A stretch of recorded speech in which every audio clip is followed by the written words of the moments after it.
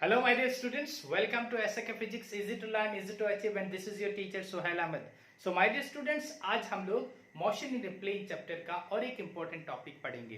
तो टॉपिक का नाम है क्रॉस प्रोडक्ट. सो CROSS क्रॉस प्रोडक्ट.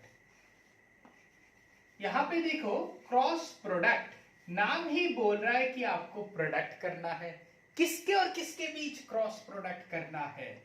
एक वेक्टर अगर A है और अगर दूसरा वेक्टर B है तो इन दोनों के बीच क्रॉस लगाएंगे तो इसी को बोलते हैं हम क्रॉस प्रोडक्ट.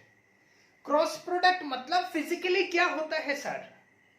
हमको मालूम है सर क्रॉस प्रोडक्ट मतलब होता है A B sine theta n cap. लेकिन इसका फिजिकल मीनिंग क्या है? वाई थीटा साइन थीटा बैठाया सर, कॉस थीटा क्यों नहीं बैठाया? या हम लोगों ने टेन थीटा क्यों नहीं बैठाया? एन कैप क्यों देंगे? तो ये सब टॉपिक आज हम लोग अभी देखेंगे. देखो क्रॉस प्रोडक्ट का बेसिक मीनिंग जो होता है ये मैं ऐसे बोल सकता हूं. यहां पे मान लो आपका एक वेक्टर ऐसे है और यहां पे दूसरा वेक्टर ये है. इन दोनों वेक्टर के बीच एंगल थीटा है. ये ए वेक्टर है और ये आपका बी वेक्टर है. मैंने एग्जांपल लिया, ये ए वेक्टर ये बी वेक्टर. इस वेक्टर से हम एक पैरेललोग्राम बना सकते हैं. ये मैंने एक पैरेललोग्राम इस वेक्टर को, क्योंकि वेक्टर का मैग्नीट्यूड सेम रखते हुए डायरेक्शन सेम रखते हुए उसको रिप्लेस कर सकता हूं. तो मैंने यहां से इसको यहां रिप्लेस कर दिया और यहां से मुझे इस वेक्टर को मैं यहां से यहां ए को यहां रिप्लेस किया, बी वेक्टर को यहां रिप्लेस किया, तो बन गया एक पैरेललोग्राम. इसी पैरेललोग्राम का एरिया मुझे निकालना है. तो एरिया के लिए मैं क्या करूंगा, एक परपेंडिकुलर यहां पे बना दूंगा. ये परपेंडिकुलर है, ये अगर परपेंडिकुलर है तो ये एक ट्राइंगल बन गया, ये एक ट्राइंगल बन गया. इसी तरह यहां पे भी और एक ट्राइंगल बनेगा, ये आपका दूसरा ट्राइंगल है. तो टोटल एरिया कितना होगा? 2 इंटू एक का area half of base into height होता है. बेस इंटू हाइट, ये हम सबको मालूम है कि ट्राइंगल का एरिया जो निकालते हैं half of base into height. तो यहां पे अगर दो ट्राइंगल है तो 2 होगा. तो इसका एरिया क्या होगा sir? Area, area not volume. मैं एरिया निकाल रहा हूं. किसका एरिया निकाल रहा हूं? इसी पैरेललोग्राम का एरिया निकाल रहा हूं. तो इसका एरिया क्या होगा? बेस. बेस का मैग्नीट्यूड अगर लोगे तो कितना होगा? बी है मैग्नीट्यूड. बेस का मैग्नीट्यूड लिया इनटू हाइट कितना होगा सर? हाइट को निकालने के लिए इसका ऑपोजिट जो है ये होता है ए साइन थीटा. हमको मालूम है perpendicular equal to a sine theta. मतलब ये जो हमने लिखा है ना, यहाँ पे क्या होगा? ए साइन थीटा होगा. क्यों? क्योंकि हमें मालूम है थीटा का ऑपोजिट जो रहता है इसका नाम होता है परपेंडिकुलर, और perpendicular equal to hypotenuse into sine theta. तो हाइपोटेन्यूस साइन थीटा. तो इसका एरिया क्या होगा? B A sine theta. तो हमने एरिया निकाल दिया. ए बी दोनों मैग्नीट्यूड है लाइक वैल्यू 5 3. तो एक जगह से हटा के दूसरे जगह ले सकता हूं, रिप्लेस कर सकता हूं. तो मैं लिखूंगा ए बी साइन थीटा. तो ये मैंने क्या निकाला? एरिया निकाला. लेकिन एरिया का एक डायरेक्शन होता है. कंफ्यूजिंग नहीं, एरिया का डायरेक्शन होता है. जैसे ये मेरा एरिया है, फेस का मैंने एरिया, ये फेस का एरिया, तो इसका डायरेक्शन तुम्हारे और है. So perpendicular to this plane, इस प्लेन का परपेंडिकुलर है. मैं घुमा दिया तो मेरा डायरेक्शन ऐसे हो गया. ब्लैक बोर्ड की ओर डायरेक्शन है. सो एरिया का डायरेक्शन कैसे होता? परपेंडिकुलर. किसका perpendicular? Perpendicular to the plane. जिस प्लेन में रहेगा उस प्लेन का परपेंडिकुलर डायरेक्शन. तो ये होता है एरिया वेक्टर, एरिया का जो डायरेक्शन. तो हमने एरिया निकाला तो इसका डायरेक्शन ये दे देंगे. तो ये जो चीज है ना बच्चों, इस चीज को हम बोलते हैं क्रॉस प्रोडक्ट. इसी चीज को हम क्या बोलते हैं? Cross product. मतलब क्रॉस प्रोडक्ट कुछ नहीं है, ये एरिया है. किसका area? Area of parallelogram. PARALLELOGRAM. किसी एक पैरेललोग्राम का एरिया को हम बोलते हैं क्रॉस प्रोडक्ट. तो ये हो गया क्रॉस प्रोडक्ट का मीनिंग और डेफिनेशन. तो क्रॉस प्रोडक्ट का डेफिनेशन क्या लिखोगे? It is defined as the product of magnitude of two vectors and cosine of the small angle between them. Cosine मतलब साइन थीटा। तो हमने क्या बोला कि क्रॉस प्रोडक्ट, लिख दू, हाँ लिख दीजिए, क्रॉस प्रोडक्ट। सो इसका डेफिनेशन लिखेंगे, it is defined as the product of magnitude. So cross product क्या है? It is defined as the product of magnitude of two vectors and two vectors and cosine of the smaller angle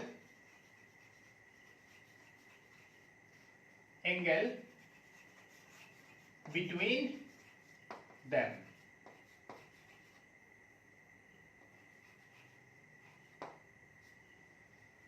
So it is defined as the product of magnitude of two vectors and cosine of the smaller angle between them.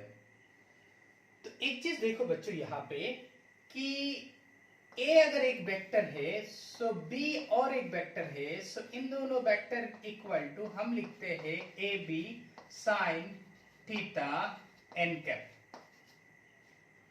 where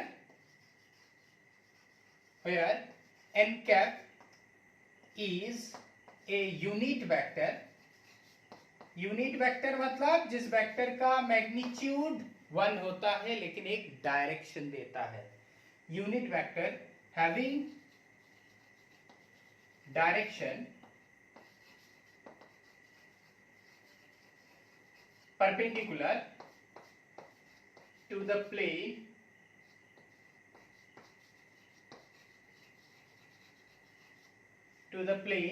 containing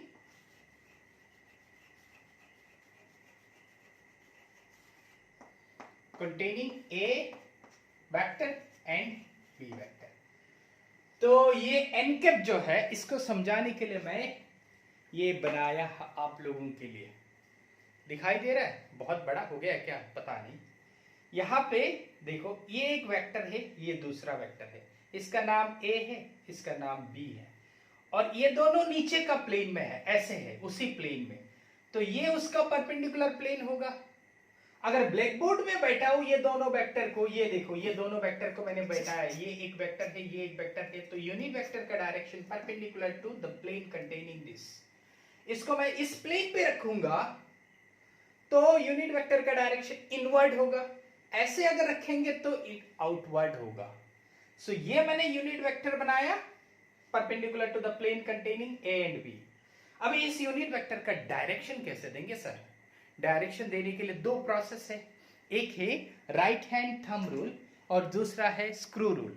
ये आपका right hand को लो, right hand को जिस vector की जैसे A से B तक जाना है, इसका नाम A है तो A पे रखो और B तक कर्ल करो। किसको? इस फिंगर को B तक कर्ल किया मैंने, B तक कर्ल किया तो इसका डायरेक्शन अपवर्ड होगा।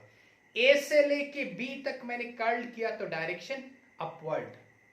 लेकिन सर B से अगर A करेंगे तो क्या होगा? इन N का डायरेक्शन, ये B है, सो B में पहले रखो हाथ को और कर्ल करो फिंगर को तो डायरेक्शन नीचे होगा सर।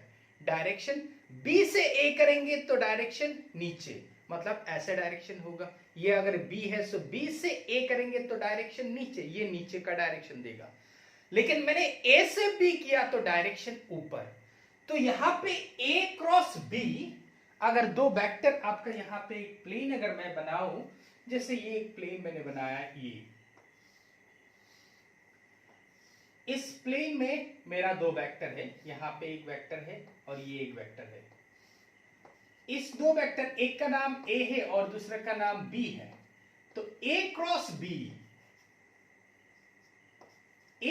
B करेंगे। A क्रॉस B मैंने किया तो इसका डायरेक्शन, N का डायरेक्शन जो रिजल्टेंट होगा, मतलब ए क्रॉस बी करने के बाद जो वेक्टर मिलेगा सी वेक्टर मान लो, इसी सी वेक्टर का डायरेक्शन परपेंडिकुलर होगा। अगर नीचे में बी क्रॉस ए करेंगे सर, तो बी क्रॉस ए करेंगे तो ये नीचे में होगा, और एन का डायरेक्शन यहाँ ऊपर में है, यहाँ नीचे में है। This is the direction of N cap. तो एक वेक्टर को हम ऐसे समझ सकते हैं कि ए क्रॉस बी, यहाँ पे मैं एक चीज बोल सकता हूँ, A cross B is not equal to B cross ए।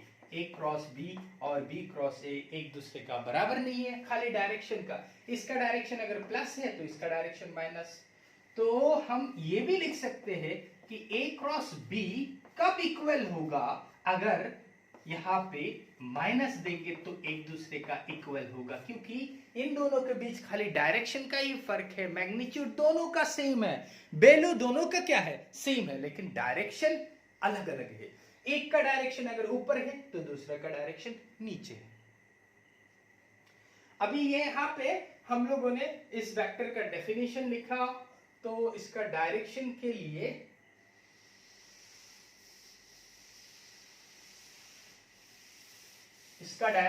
हम ऐसे बोल सकते हैं, we can identify the direction of N or the unit vector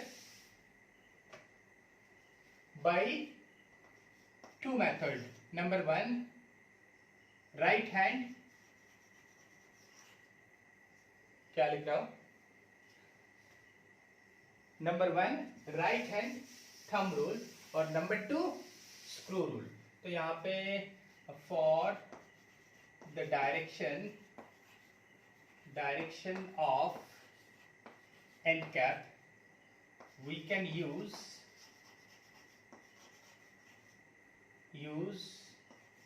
the following methods.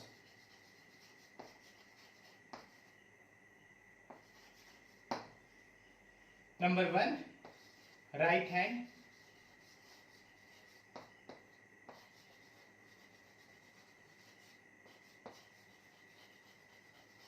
thumb rule और नंबर टू स्क्रू रूल। सो राइट हैंड थंब रूल मैंने आपको समझा दिया, दोबारा अगर बोलोगे तो समझा दूंगा, क्या प्रॉब्लम है। ये एक वेक्टर है और ये दूसरा वेक्टर है, इसका नाम ए है, इसका नाम बी है, और ये दोनों एक प्लेन पे है। सो ये हमारा प्लेन,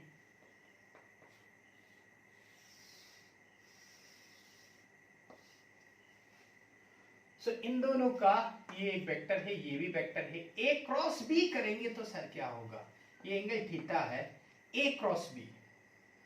तो ए क्रॉस बी करोगे तो पहले मैं दिखाया था, ए क्रॉस बी करोगे तो इसका डायरेक्शन ऊपर होगा। So this will be the direction of N cap. B cross A करोगे तो बी में रखो वेक्टर को, कर्ल करो तो डायरेक्शन नीचे में होगा। सर तो स्क्रू रूल क्या है, स्क्रू रूल समझाने के लिए मैं दूसरा एक चीज यूज कर सकता हूं। यहां पे देखो, ये मैंने स्क्रू यहां बैठाया, देख रहे हो ना। हाँ, अगर ऐसे घुमाओ जैसे ऐसे घुमा रहे हैं ना, इस डायरेक्शन पे, मतलब बी से लेके ए तक मैं घुमा रहा हूं तो ये अंदर की ओर जाएगा। लेकिन ए से लेके बी तक मैं एंटी क्लॉकवाइज, मैं अगर इसको क्लॉकवाइज घुमाऊं, यहां पे मैं इसको क्लॉकवाइज घुमा रहा हूं तो अंदर घुसेगा। अरे मेरे भाई स्क्रू को लो और घुमाते रहो, देखोगे तुमको समझ में आ जाएगा। मैं क्या और कौन सा चीज से समझाऊं मुझे मालूम नहीं है। अच्छा क्या करूं, screw rule from B to A clockwise direction घुमा रहा हूं, अंदर घुस रहा है। लेकिन एंटी क्लॉकवाइज ऐसे करेंगे तो ये खुल के बाहर आ रहा है। तो इसी तरह स्क्रू रूल भी हम यूज कर सकते हैं। सो ए क्रॉस बी करेंगे, जैसे बी क्रॉस ए किया हमने, इसको ऐसे घुमा रहा हूं, तो बी क्रॉस ए करेंगे तो देखो ये अंदर जा रहा है। तो अंदर समझाने के लिए मैं डॉट भी लगा सकता हूं। अंदर समझाने के लिए हम क्रॉस लगाते हैं, सॉरी, अंदर समझाने के लिए invert to the plane of this blackboard हम क्या लिखते हैं क्रॉस, लेकिन आउटवर्ड होगा तो हम डॉट लगा। आउटवर्ड कब होगा? ए क्रॉस बी एंटी क्लॉकवाइज करेंगे तो ए क्रॉस बी बाहर आएगा। तो ये दो रूल है, एक है राइट हैंड थंब रूल और दूसरा है स्क्रू रूल। ठीक है वाइड स्टूडेंट? अच्छा, अभी देखते हैं कि इसका यूज कहां होता है। हम तो पढ़ रहे हैं सर, लेकिन इसका यूज कहां होगा? यूज फिजिक्स में वेक्टर का क्रॉस प्रोडक्ट का और एक नाम है वेक्टर प्रोडक्ट। क्रॉस प्रोडक्ट का और एक नाम है वेक्टर प्रोडक्ट। तो वेक्टर प्रोडक्ट का यूज इन फिजिक्स अगर बोलोगे, यूज इन फिजिक्स, तो हम बोल सकते हैं नंबर 1, टॉर्क जानने के लिए torque tau equal to R cross F होता है। सर ये क्या है? टॉर्क TORQUE टॉर्क, ये क्या है? Position vector POSITION position vector, और ये क्या है? फोर्स।